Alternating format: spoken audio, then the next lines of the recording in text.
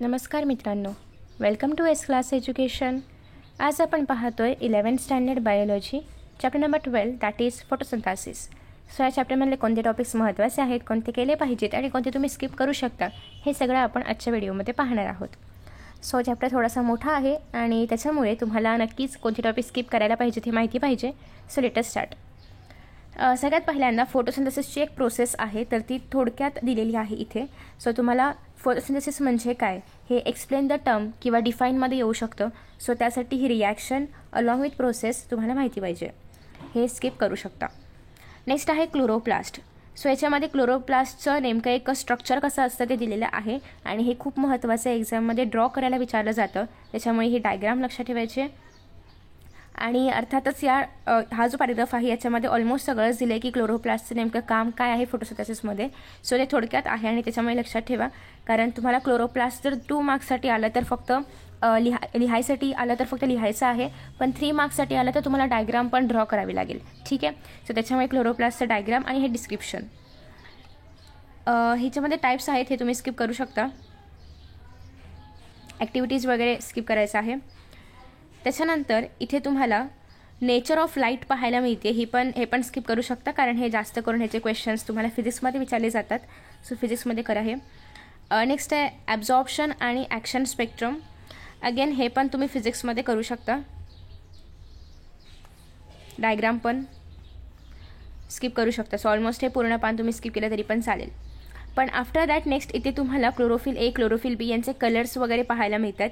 तर याच्यावरती ग्राफवरचे क्वेश्चन्स थोडेफार येऊ शकतात की नेमकं कोणतं वेव्हलेंथला ॲब्झॉर्प्शन होतं आहे, कसं होतं आहे, किती जास्त होतं आहे, हे तुम्हाला ग्राफच्या हेल्पने ऑब्झर्वेशन पर्पजसाठी काही क्वेश्चन्स येतील ॲक्टिव्हिटी बेसमध्ये आणि त्याच्यावरती विचारलं जाऊ शकतं.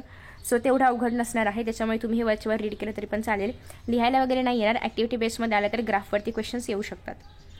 नेक्स्ट आहे मेकॅनिझम ऑफ फोटोसिंथेसिस. तर हे तुम्हाला नक्की लिहायला येऊ शकतं एक्झाममध्ये. सगळ्या रिॲक्शन्स आणि पूर्ण एक प्रोसेस.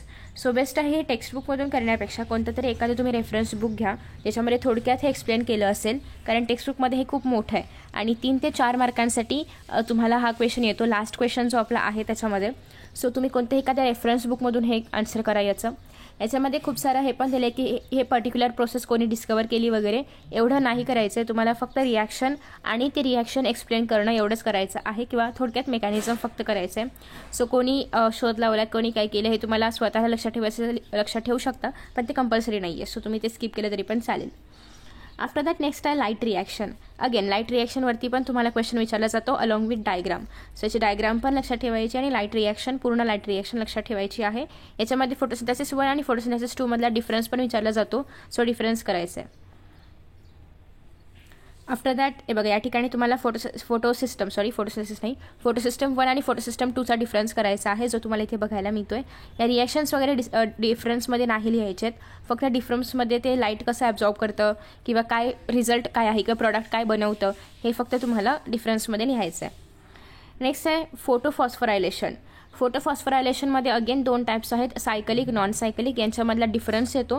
सो बेटर आहे यांच्यामधला डिफरन्सच करा, आणि जर तुम्हाला शॉर्ट नोटमध्ये आला तर डिफरन्सवाले पॉईंट्सच शॉर्ट नोटमध्ये ॲड करा.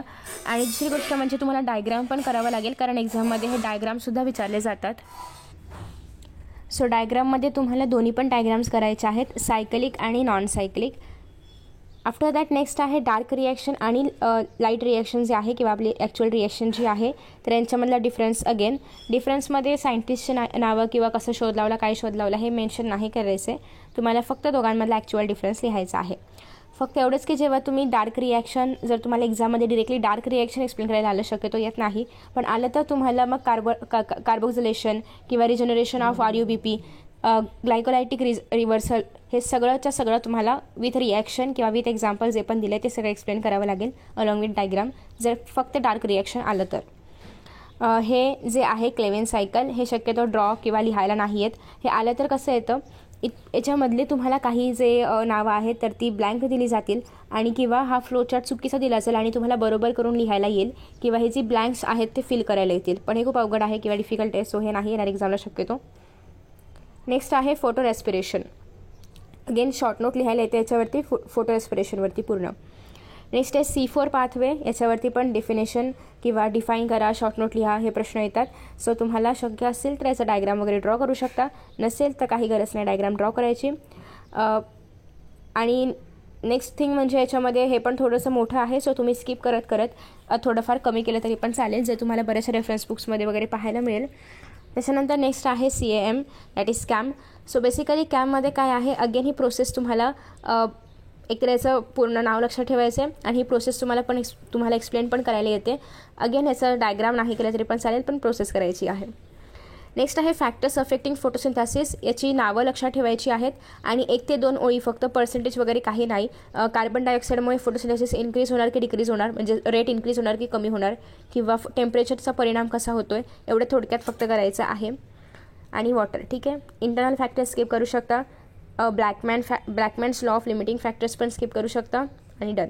ठीक आहे. सो शेवटचं स्किप करू शकता. बाकी जे मधल्या प्रोसेस आहेत किंवा ज्या सायकल्स आहेत त्या तुम्हाला करायच्या आहेत. नेक्स्ट आहे सगळे MCQs करायचे आहेत, कारण MCQs यातलेच विचारले जातात. सो MCQs तुम्ही सगळे करणार आहात. आणि बघा अशा पद्धतीने तुम्हाला पाथवे जो आहे तो रॉंग लिहिला जाईल आणि करेक्ट करून लिहा, किंवा याच्यामध्ये काही रॉंग असेल तर ते करेक्ट करून लिहा. सो असे प्रश्न तुम्हाला येतात.